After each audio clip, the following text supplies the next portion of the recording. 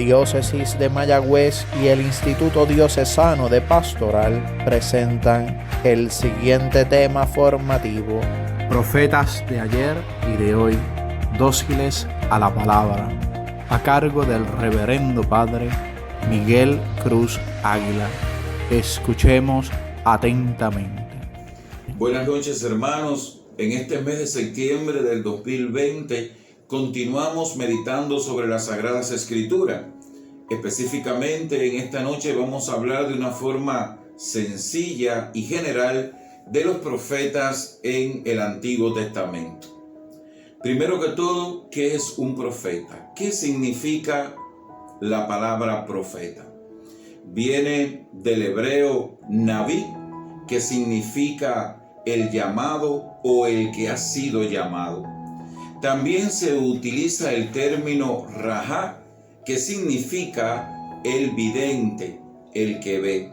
Y en este sentido, los profetas tuvieron un acontecimiento importante en el pueblo de Israel, que fue leer los acontecimientos históricos del pueblo de Israel teológicamente, o sea, la intervención de Dios en el pueblo de Israel.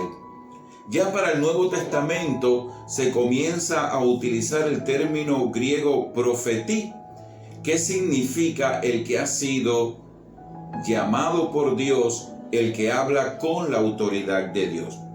Fíjense que en Deuteronomio 18:14 dice: yo le suscitaré de en medio de sus hermanos un profeta semejante a ti.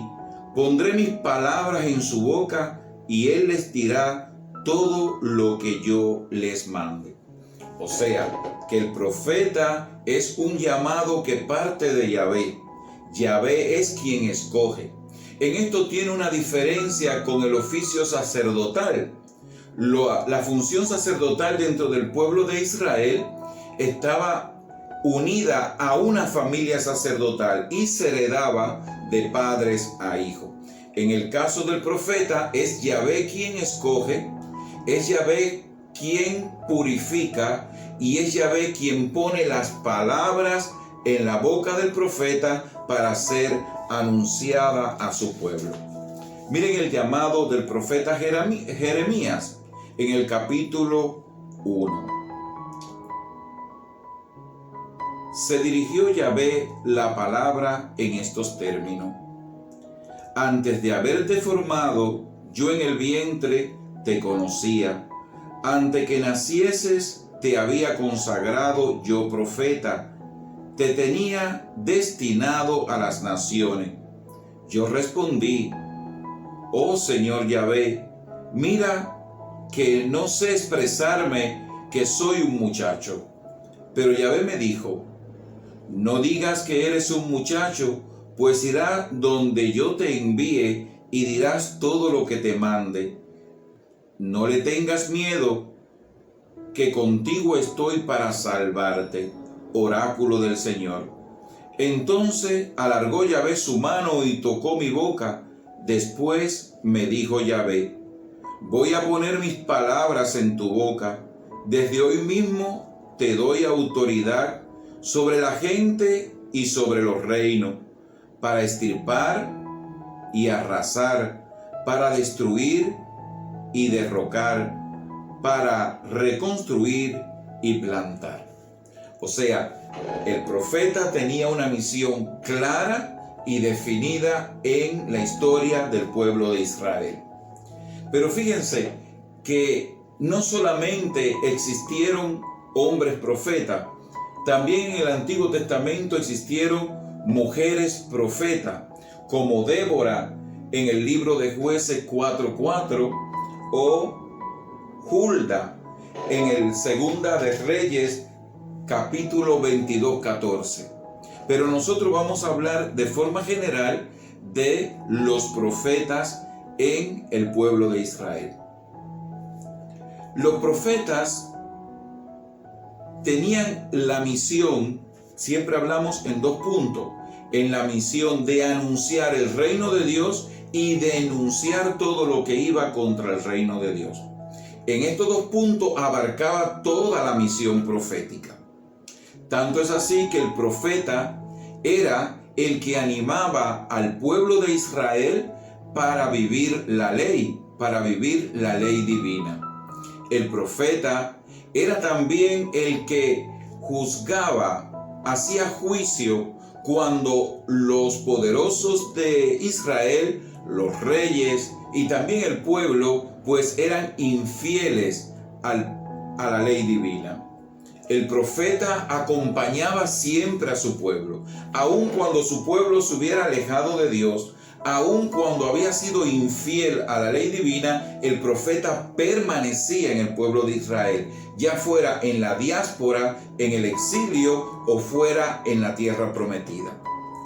El profeta anunciaba los oráculos, ¿verdad? Los oráculos del Mesías. Él anunciaba el Mesías de forma clara y definida. El profeta también anunciaba los oráculos escatológicos. Escatón significa al final de los tiempos. Por tanto, el profeta tenía una misión amplia dentro del pueblo de Israel. Pero sobre todo, era la misión de anunciarle tanto a los reyes como a los religiosos, como a todo el pueblo, dentro de aquellos aspectos sociales, políticos, religiosos, el mandato de Yahvé, lo que Yahvé mandaba decir a su pueblo. Y un pueblo, unos reyes y muchas veces unos religiosos que no querían escuchar el profeta. Se burlaban de ellos, ¿verdad? No querían escucharlo y muchas veces pues lo echaban fuera, lo juzgaban y también los condenaban. Los profetas verdaderos y los profetas falsos en el pueblo de Israel parten de ese llamado. O sea, los profetas verdaderos fueron llamados por Dios. Dios puso en su boca lo que ellos tenían que anunciarle a su pueblo. Y estos profetas verdaderos muchas veces sintieron temor, tuvieron que llenarse de valor para poder profetizar, para poder expresar los mandatos de Yahvé. Los falsos profetas en el Antiguo Testamento pues no eran llamados por Yahvé, se atribuían ser profetas de Yahvé. Hablaban siempre en favor del poder imperante político de los reyes y en contra de su pueblo. Sus oráculos nunca se cumplían. Por tanto, esa era una de las grandes diferencias en que uno podía discernir cuáles eran los profetas verdaderos y los falsos profetas. Dentro del profetismo existe una división que ya viene con San Agustín. Los profetas mayores y los profetas menores. Generalmente tenemos 4 profetas mayores y 12 profetas menores. ¿En qué consistía esta división que San Agustín hace en su obra literaria? O sea, la obra literaria, lo que escribieron, es lo que define quiénes eran los profetas mayores y los profetas menores. Los profetas mayores está Zacarías, Jeremías, Isaías y Daniel, ¿verdad? Su obra literaria es extensa en las Sagradas Escrituras.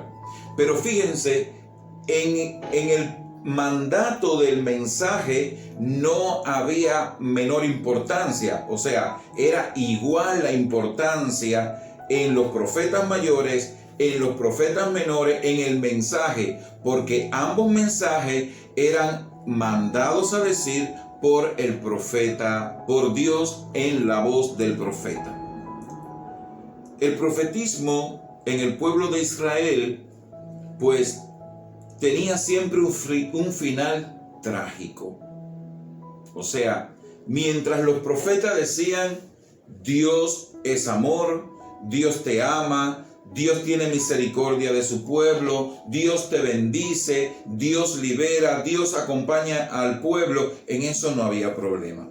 Pero cuando el profeta comenzaba a denunciar todas las infidelidades en contra de la ley divina, principalmente en los poderosos, pues ahí comenzaba la dificultad de los profetas. Eran juzgados, condenados y asesinados como todos los profetas verdaderos en el Antiguo Testamento, hasta Juan el Bautista.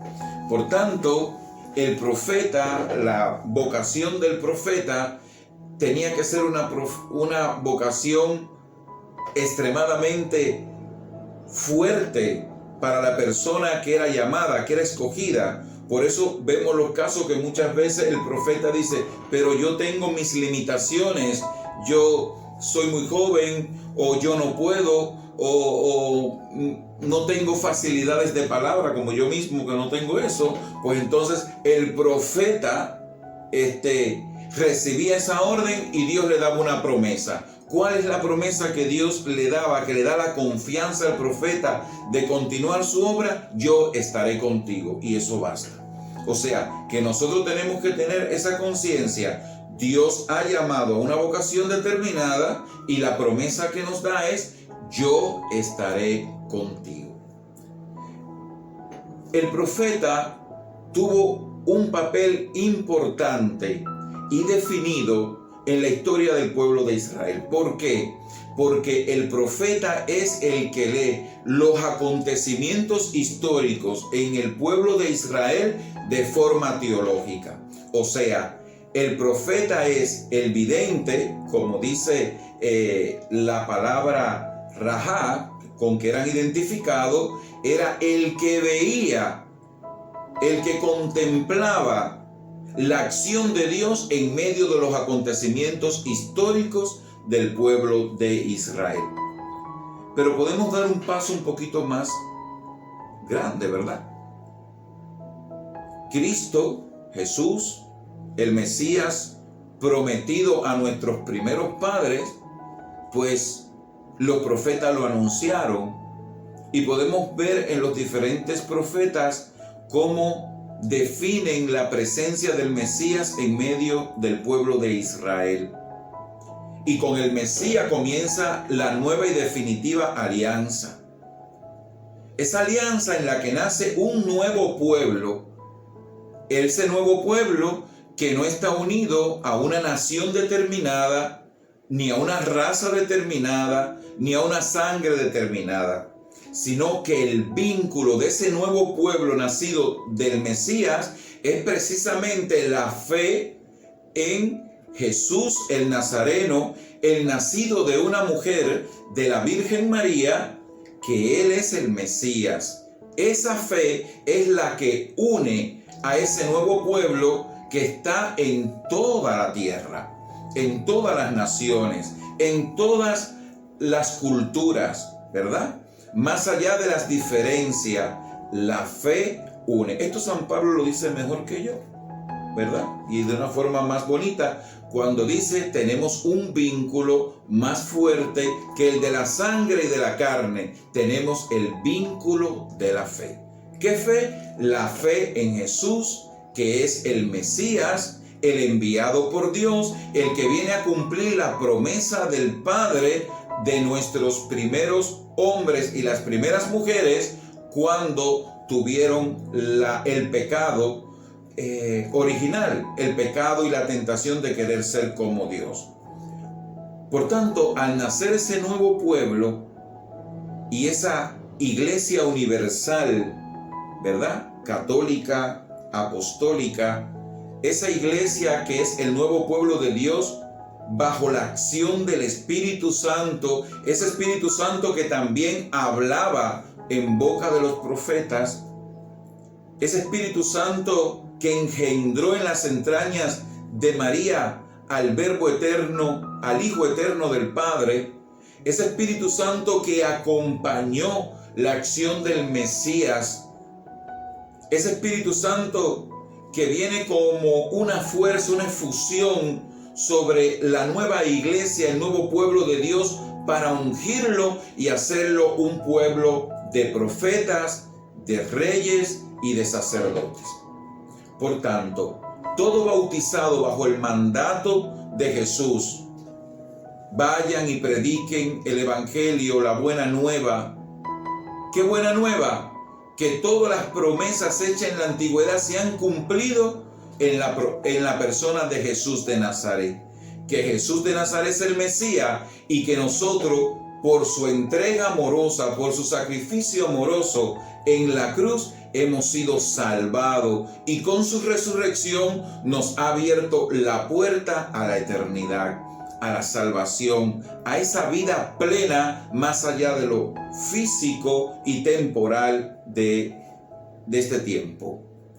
Por tanto, ese nuevo pueblo tiene esas tres características. Sacerdote. ¿Cuál es la misión sacerdotal? Del pueblo sacerdotal, ofrecer el sacrificio agradable a Dios en favor de sus pecados. ¿Cuál es la misión de reyes a partir de Jesús de Nazaret? La manera de reinar a partir de Jesús de Nazaret, pues en el servicio. Todo lo que le haga a uno de mis hermanos más pobres me lo has hecho a mí.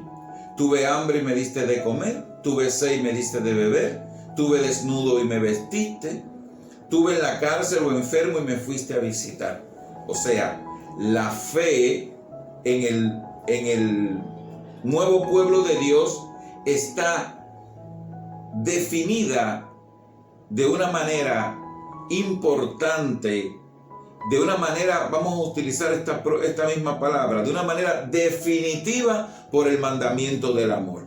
Ese amor que viene de Dios, que me hace sentirme amado por Él y que me enseña a amar. Ese amor con el que yo fui creado y en el que soy semejante a Él. Tengo la capacidad de amar y de entregarme. Por tanto, el servicio está basado en la fe en Cristo y en el mandamiento del amor. En el amor a Dios y en el amor a las personas que tenemos a nuestro alrededor, a nuestros prójimos. El profetismo continúa en el nuevo pueblo de Dios, ¿verdad? En la iglesia. Por tanto, la iglesia en el siglo XXI, como en todos los tiempos, desde siempre siempre tiene algo que iluminar a la nación. A veces decimos, es que la iglesia no debe de hablar de política, pero la iglesia se desarrolla dentro de una sociedad donde los cristianos que somos miembros de esa sociedad estamos también marcados por la política de nuestro tiempo. Por tanto, el profetismo de estos tiempos también tiene una palabra en el nombre de Yahvé de hablar de justicia social, de derechos y de deberes inalienables en la dignidad de la persona humana. Por tanto, el cristiano del siglo XXI tiene una responsabilidad por ser bautizado de anunciar el reino de Dios. Pero también tiene una responsabilidad de no callar la verdad y de proclamar a tiempo y a destiempo, más allá del modernismo, más allá de las manipulaciones de los medios de comunicación, más allá de los poderes políticos, pues tiene el deber de continuar anunciando, de ser luz de las naciones, de proclamar y de derribar en este siglo XXI. Por tanto, hermanos, espero que esta